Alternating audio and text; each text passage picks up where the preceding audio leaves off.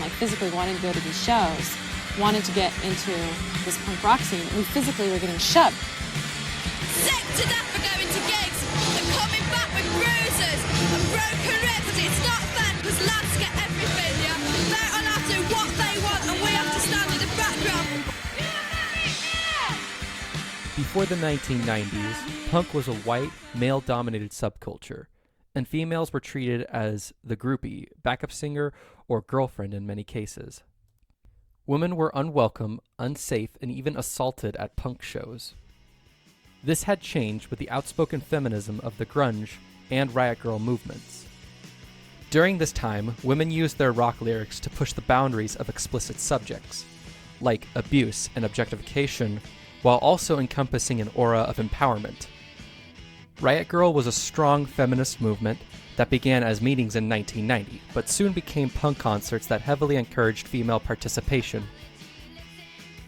Women and girls were sent to the front of the stage, and obscenities like slut and whore would be written on their bodies. These concerts were kickstarted by the bands Bikini Kill and Bratmobile from Olympia, Washington, and making its way to Washington, D.C. and England. Bands promoted their concerts using zines, which simultaneously generated discourse between young women and invigorated them to think about their place in society. The more girls up front, the better, and if anybody is fucking with you at this show because of certain reasons and you need to come up front and sit on the stage and get away from them and let us know. Female artists under the grunge moniker, such as Hole and L7, would often get lumped in with Riot Grrrl, but were very distinct in their own right. They weren't as loudly feminist as Riot Grrrl. While the lyrics followed similar trends of sexual themes, grunge was more about appreciating the artist regardless of gender.